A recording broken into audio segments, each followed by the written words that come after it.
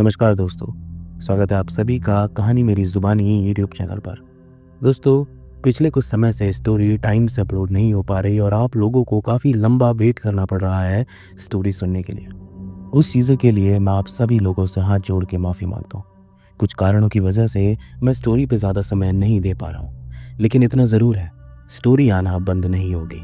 बेशक थोड़ा समय लग जाए, लेकिन आप लोगों के लिए स्टोरी मैं हमेशा लेके ज़रूर आता रहूँगा। दोस्तों, आज आप लोगों के लिए लेकर आया हूँ अपमान के बदले की एक बेहद ही रूह कपा देने वाली हॉरर स्टोरी को, जिसमें आप आज जानेंगे कि कैसे एक इंसान का जब अपमान हुआ तो उस अपमान का बदला लेने के लिए उस आदमी ने अपने आप को किस हद तक लेकर जाना पड़ा। उसने आखिरकार ऐसी क्या क्या क्रियाएं करी, क्या क्या काम करे, जिसके चलते उसका अपमान का बदला पूरा हुआ। ये सब आप जानेंगे आज की इस कहानी में। तो दोस्तों, इसीलिए बने रहिएगा इस वीडियो के एंड तक में। बिना किसी देरी के शुरू करता हूं आज की हॉरर स्टोरी को।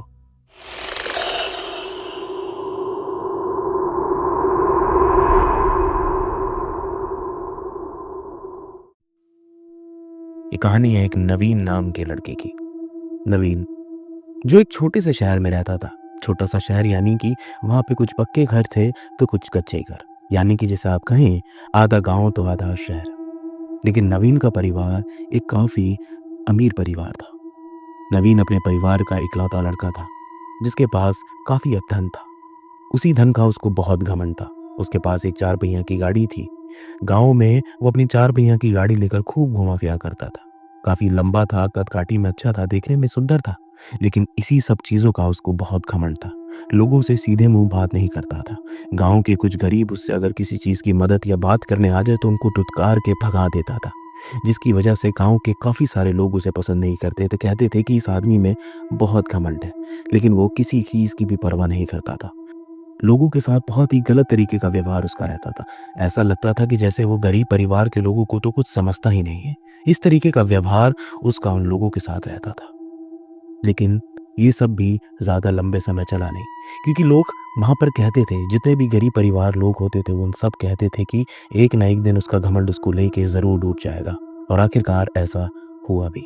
एक दिन वो अपनी गाड़ी हाईवे पे काफी तेज रफ्तार से लेकर जा रहा था, लेकिन सामने एक जानवर आ गया, जिसकी वजह से उसको बचाने के लिए उसने अपनी गाड़ी के ब्रेक लगाए, जिसकी वजह से गाड़ी का बैलेंस बिगड़ गया और उसकी गाड़ी पलट गई। गाड़ी का बहुत ही बुरा एक्सीडेंट हुआ, जिसको देखने के लग रहा था कि जो उसके अंदर है वो शायद अब बचेगा नहीं। लेकिन भगवान की ऐसी कृपा थी कि वो बच गया, लेकिन उसके शरीर को बहुत नुकसान पहुंचा।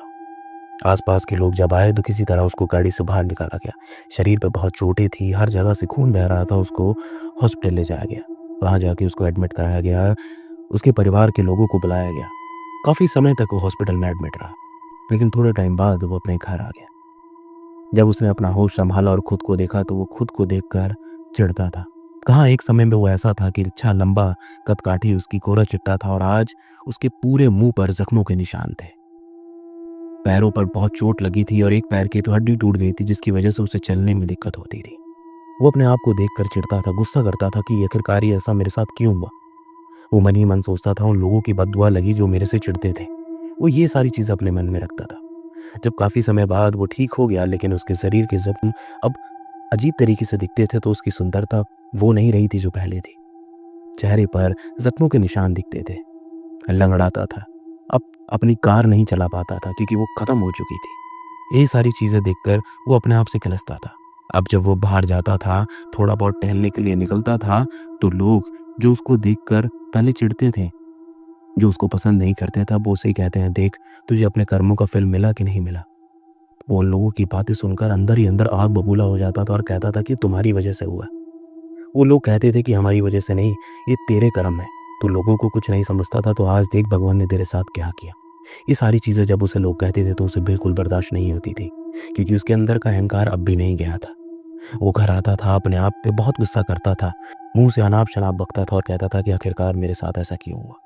वो चाहता था कि वो लोग जो उसको आज इतना भला बुरा बोल रहे हैं उनसे वो बदला ले सके, लेकिन वो ऐसा क्या करे। कई बार उसके साथ ऐसा होता था। लेकिन एक दिन इन सब चीजों से परेशान होकर उसने अपने मामा से बात करने की कोशिश करी, क्योंकि वो अब एक ऐसे रास्ते पे जाना चाह रहा था जो रास्ता उसके लिए ठीक नहीं था। उसने अपने मामा को फोन मिला और बोला कि मामा, ऐसी ऐसी बात है, लोग मुझे बहुत परेशान करते हैं, मुझे चिढ़ाते हैं, जहाँ एक समय तक वो मेरे सामने बोल नहीं पाते थे, आज वो मेरा मज़ाक उड़ाते हैं, मैं क्या करूँ? तो उसके मामा ने बोला कि ठीक है, तू एक काम कर, कुछ समय के लिए मेरे पास आ जा। तो वो अपने मामा के घर कुछ समय के लिए निकल गया। मैं आपको बता दूँ दोस्तों, उसके मामा जो थे तंत्र क्रियाओं में बड़ी रुचि रखते थे और उनको सारी तंत्र क्रियाएँ आती थी। वो तंत्र क्रियाएँ, पूजा-पाठ, जादू-टोना, ये सब चीज़ें जानते थे। तो वो अपने मामा के पास पहुँचा। अपने मामा के पास पहुँच के उसने अपना सारा दुःख मामा को बताया। उसके मामा ने बोला कि देख, ये सब चीज़ें ठीक हो जाएँगी समय के साथ, लेकिन बोला नहीं, मुझे बदला लेना है। मुझे लोगों को दिखाना है कि आज इनका इतना मुँह चल रहा है ना, जब उनके पर बीतेगी तब उन्हें पता चलेगा। वो काफ़ी ज़िद करता रहा तो उसके मामा ने बोला कि देख, एक चीज़ तो है लेकिन मैं नहीं चाहता कि वो तू करे। लेकिन अगर तूने ऐसा कर लिया तो उन लोगों का मुँह बंद हो जाएगा, उनका परिवार एकदम बर्बाद हो जाएगा। उसने बोला कि आखिर क्या? तब उसके मामा ने बोला कि कुछ सिद्धि होती हैं, कुछ क्रियाएँ होती हैं, अगर तूने वो किया तो कुछ नकारात्मक शक्तियाँ हैं, कुछ बुरी ताकतें उनके घर में जाएँगी जो उनका घर पूरा बर्बाद कर देंगी। उस आदमी को मरने नहीं देंगी, लेकिन उसको जीते जी मारने का अनुभव मिलेगा। तो उसने अपने मामा से बोला कि मुझे ये सब सीखना है, आप मुझे सिखाओ, मैं चाहता हूँ उनके साथ ऐसा ही हो। तो उसके मामा ने उसकी ज़िद सुनी और कहा कि ठीक है, थोड़ा समय लगेगा लेकिन अगर एक बार तूने किया, तो उन लोगों का जीवन एकदम नर्क बन जाएगा। वो महीना भर तक अपने मामा के घर रुका और सारी चीज़ें अपने मामा के घर से सीख कर वापस आया। जब अपने घर में वो वापस आया तो उसने वो सारी क्रियाएँ जो सीखी थी उन नकारात्मक शक्तियों को लेकर वो उसने अपने घर पे रहकर करनी शुरू करी। वो जितने भी परिवार थे, वो 5-6 परिवार थे जो उसको पसंद नहीं करते थे और ये उनको पसंद नहीं करता, तो उन सब गरीब परिवारों के ऊपर इसने वो नकारात्मक शक्तियाँ या फिर जिसे आप कहें बुरी आत्माएँ, उनको छोड़ दिया। उन सब को सिद्ध करके जब उनके ऊपर छोड़ा, सिर्फ़ इसीलिए ताकि उनका घर बर्बाद हो जाए। और समय के साथ जैसे-जैसे समय आगे बढ़ रहा था, उन लोगों के परिवार में समस्याएँ बढ़ने लगीं। वो जितने भी परिवार थे जिनके ऊपर वो शक्तियाँ छोड़ी गई थी, उनका परिवार अंदर-अंदर से धीरे-धीरे बीमार पड़ने लगा। ख़ासकर से उनके घर के वो लोग जो इसको बुरा-बुरा बोलते थे, वो बीमार पड़ने लगे। उनका शरीर ऐसा हो गया था, ना चल फिर पाते ना कुछ। एकदम कमज़ोर, कुछ को तो लकवा मार गया था। घर में दिक्कतें बढ़ती जा रही थी, घर में खाने के लिए रोटी नहीं होती थी, घर में पैसे नहीं होते थे, घर में बहुत बुरी समस्याएँ हो गई थी और सबके परिवार के साथ सेम एक जैसा हो रहा था। जब समय बीतने लगा और सब लोगों के घर ऐसा हुआ तो ये उन लोगों के घर के पास जाता था और उनको देख के हँसता था। ज़ोर-ज़ोर से हँसता था। जब उन आदमियों को देखता था जो एक टाइम पे सब बोलने लगे थे तो उनको देखकर भी हँसता था, कहता कि जो तुम मेरे को बोल रहे थे ना आज तुम्हारे साथ हुआ। भगवान सबकी सुनता है, भगवान सबके साथ वैसा ही करता है जैसा वो देखता है। ये सारे ताने उन लोगों को मारने लगा। वो लोग आज बिल्कुल बेसहारा थे। इसके पास तो पैसा था लेकिन उनके पास पैसा नहीं था। वो गरीब आदमी थे, वो किसान लोग थे। वो बेचारे बस ऐसे जी रहे थे कि आज है तो कल नहीं। तो उसके परिवार के लोग सब परेशान रहते थे। लेकिन ये अपना जीवन बड़े ही सुखमय में जी रहा था। इसे लग रहा था कि मैंने बदला ले लिया है। इसके अंदर का गुरूर, अहंकार और बढ़ गया था। ये तो लोगों को अब इंसान समझता ही नहीं था। हालाँकि इसकी भी अभी तबीयत इतनी ठीक नहीं थी, पैर में अब भी इसको चलने में दिक्कत रहती थी, लंगड़ाता था, लेकिन गुरूर और बढ़ चुका था। अपने आगे अब इंसान को इंसान ना समझना इसकी बहुत बड़ी भूल थी। ऐसे ही समय बीतता रहा।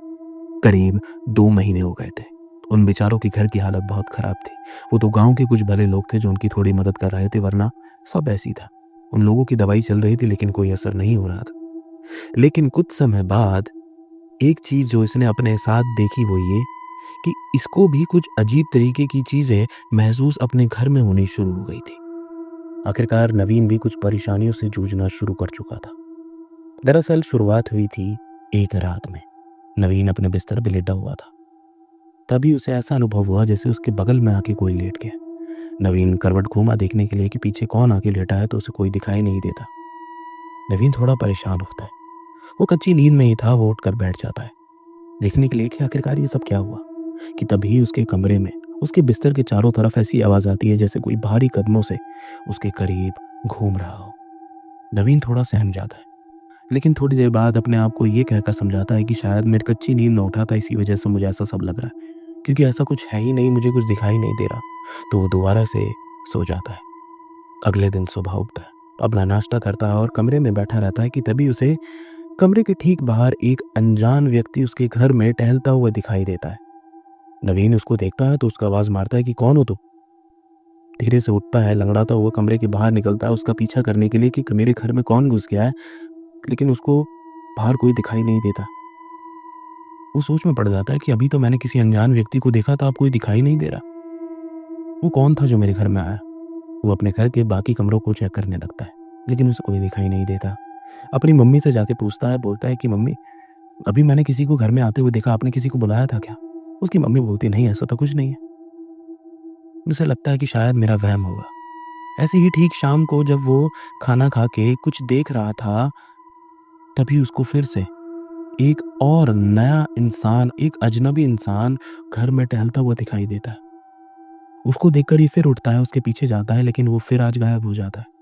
ऐसे ही ठीक शाम को खाना खाने के बाद भी उसे ऐसा ही व्यक्ति दिखाई देता है। वो परेशान हो जाता है कि ये नए-नए व्यक्ति मेरे घर में आ कहाँ से रहे हैं और ये आखिरकार चले कहाँ जाते हैं। बड़ा अजीब उसके साथ ये हो रहा था, जिसे देख वो बड़ा परेशान था। लेकिन अगले दिन तो और एक अजीब चीज़ हुई जिसे देख वो सहम गया।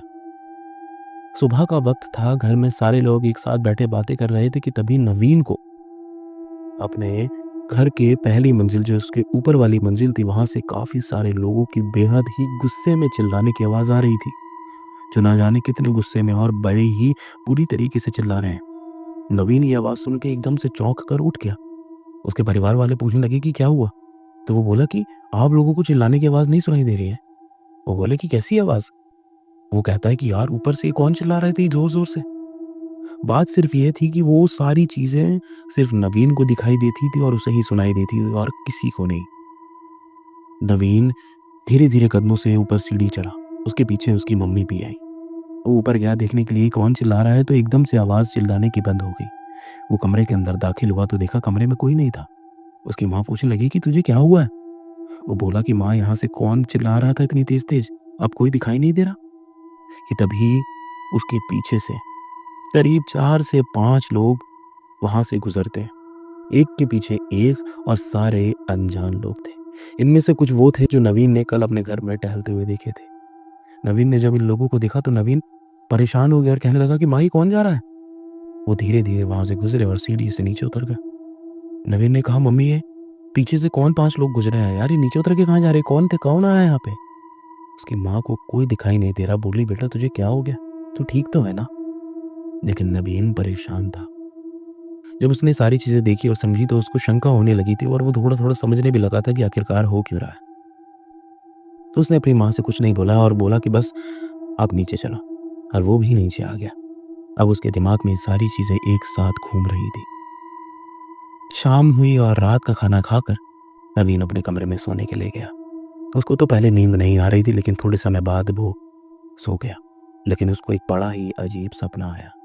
सपना ये था कि उसके ऊपर कोई एक अनजान व्यक्ति बैठा है, और वो अनजान व्यक्ति उनमें से एक था जो उसको आज ऊपर दिखाई दिया था। वो एक अनजान व्यक्ति जो अजीब सा था और अजीब गुस्से में था, जो उसके ऊपर बैठकर उसका गला दबा रहा है। नवीन अपने आप को सपने में तड़पता हुआ देख रहा है और एक व्यक्ति उसका गला दबा रहा है, जिसे देखने के बाद घबराहट में नवीन की आंख खुल जाती है। नवीन घबरा के उठता है, इसकी सांसें तेज चल रही होती है, पूरा पसीने में भीगा हुआ होता है, और जब उसकी आंख खुलती है तो वो पाता है कि एक सपना था। वो अपने आप को शांत करता और कहता है कि एक सपना था, लेकिन जो भी था बड़ा ही बुरा था। वो थोड़ी देर तक ऐसे ही बैठा रहता है, उसको नींद नहीं आती, लेकिन 4 बज जाते हैं। 4 बज जाते हैं तब जाकर उसकी आंख लगती है। सुबह जब वो उठता है, अपने आप को फ्रेश करने के लिए टॉयलेट में जाता है, तो देखता है कि टॉयलेट के शीशे में अपने आप को जब वो अपने आप को देखता है तो पाता है कि उसके गर्दन के दोनों हिस्सों पे, दोनों तरफ उंगलियों के निशान छपे हुए हैं, और पूरा लाल लाल उसकी गर्दन पे उंगलियों के निशान छपे हैं। तो वो देखकर घबरा जाता है और उसे याद आता है कि रात में सपने में कोई मेरा ऐसे ही गला दबा रहा था। वो ये चीज देखकर समझ जाता है कि कोई तो चीज है जो मेरे पीछे पड़ गई है, कोई चीज है जो मुझे मारने की कोशिश कर रही है। वो तुरंत उसी वक्त अपने मामा से बात करता है। जब वो ये सारी चीजें अपने मामा को बताता है, उसके मामा यही पूछते हैं कि तूने सारी चीजें ढंग से करी थी ना, जो मैंने तुझे समझाई थी? वो कहता है हाँ। उसके मामा कहते हैं नहीं, कुछ तो तेरे से गलती हुई है कि ये सब चीजें हो रही हैं। तूने क्रियाएं में कुछ तो छोटी सी चूक कर दी है जिसकी वजह से हो रही है। मुझे जो लग रहा है, जहां तक जितनी भी आत्माएं तूने उन लोगों के घर में भेजी थी ना, वो सारी घूम फिर कर तेरे ऊपर आ गई है और वो तुझे परेशान कर रही है। ये बात सुनकर इसके होश उड़ गए। इसने बोला, मैंने तो उन लोगों के ऊपर भेजी थी, मेरे ऊपर कैसे आ सकती है? उसके मामा ने बोला, तूने कोई चूक करी है जिसकी वजह से हुई है।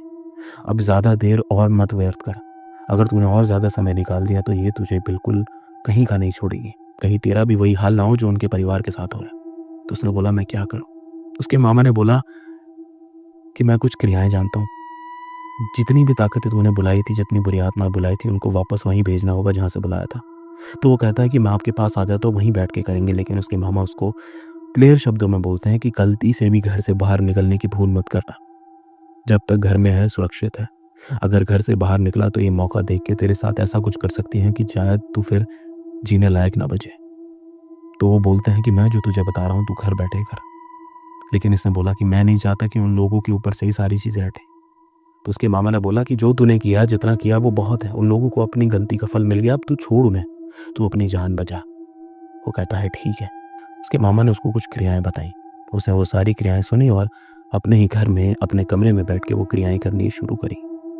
काफ़ी देर तक वो क्रियाएँ करता रहा और थोड़े समय बाद वो जो भी कार्य था वो पूरा हुआ।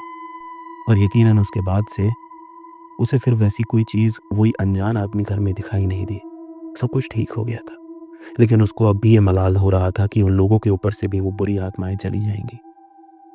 उसके मन में एक बार फिर आया कि क्या मैं दोबारा से जो मेरे मामा ने सिखाया था, मैं ढंग तरीके से करके देखूँ, कि उन लोगों के ऊपर मैं दोबारा से वो बुरी शक्तियाँ डाल के देखूँ।